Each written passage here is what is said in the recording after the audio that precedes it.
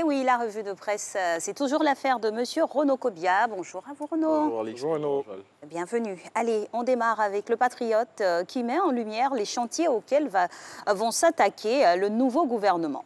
Oui, et parmi ces défis majeurs qui, selon le confrère, sont au nombre de 5, figurent la réconciliation nationale, le développement de la Côte d'Ivoire et le bien-être social des Ivoiriens. Et à en croire le confrère, ces chantiers prioritaires ont été établis en liaison avec le chef de l'État qui a donné des instructions claires au Premier ministre, Patrick Achi, pour leur mise en œuvre. Une question dans cette revue de presse, comment va s'y prendre le président de la République pour amener la Côte d'Ivoire dans une autre dimension? Réponse. Oui, c'est ce que nous explique Fraternité Matin dans son numéro de ce jour. Et avec force et détails, le journal pro-gouvernemental dévoile le process que le chef de l'État entend mettre en place pour conduire la Côte d'Ivoire dans le concert des nations développées et révèle que le numéro 1 ivoirien a partagé cette vision avec les membres du gouvernement à l'occasion du premier conseil des ministres qui s'est tenu ce mercredi. Et Fratmat fait aussi le point des cérémonies de passation de charges qui se sont tenues hier dans certains ministères. Justement, ces passations de charges ont eu lieu hier au ministère de la Défense.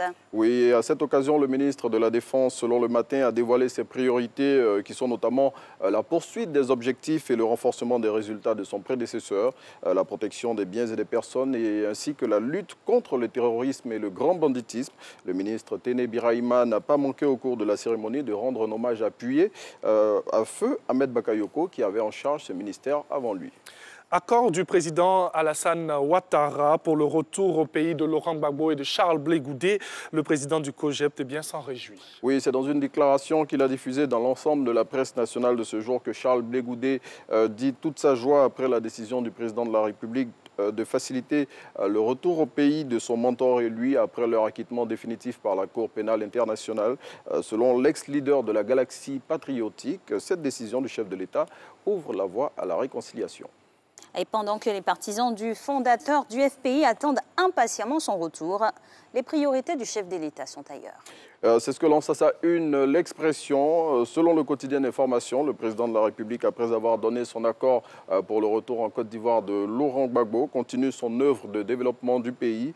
Le confrère en veut pour preuve des chantiers tels que l'université de San Pedro qui ouvrira ses portes à la rentrée prochaine, celle de Bondoukou dont les travaux sont en cours en ce moment et le CHR d'Aboisseau qui sera livré aux populations du Sud Comoué très bientôt.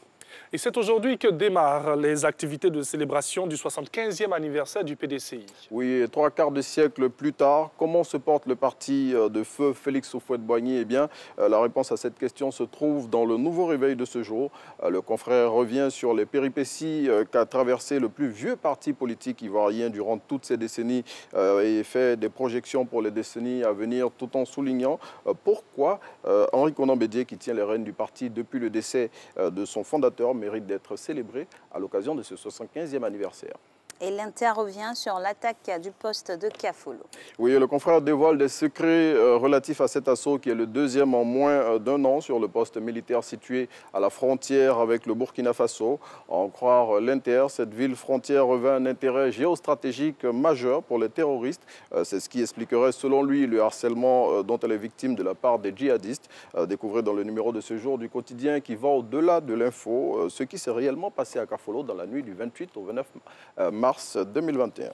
Et on parle éducation à présent avec les épreuves DPS du BEPC qui se tiendront à partir du lundi 12 avril prochain. Oui, l'information a été livrée hier dans un communiqué de la direction des examens et concours d'ECO. Et selon cette note, dont l'expression a reçu copie, ces activités se tiendront pendant 6 jours et tous les candidats au brevet d'études du premier cycle de cette année, peu importe leur statut, sont invités à imprimer leur convocation sur le site web de la DECO qui figure au bas de l'image qui figure actuellement à l'écran. Et pour terminer, je vous dis biche. Oui, biche qui cette semaine s'intéresse à une catégorie de voisins avec lesquels il faudrait mieux ne pas avoir certaines relations. Des voisins qui, on le voit ici à l'image, avec la dame qui est en train de piler son foutou au-dessus et sa voisine du bas qui lui demande de faire attention. Et elle lui rappelle un fait qui s'est passé il n'y a pas très longtemps. Je préfère laisser Angeval dire ce qui s'est passé. On va voir déjà la plastique de la dame.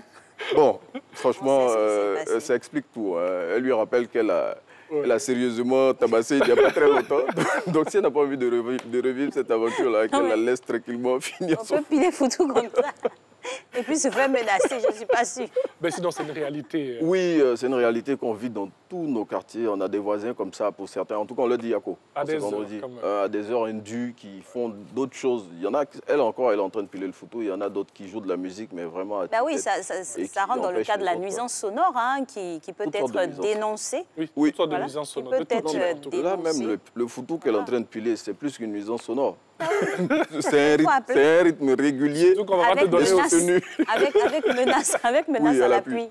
Voilà. Merci beaucoup à Renaud et puis très bon début de week-end. Bon week-end à vous aussi. Merci. On va se retrouver avec beaucoup de plaisir.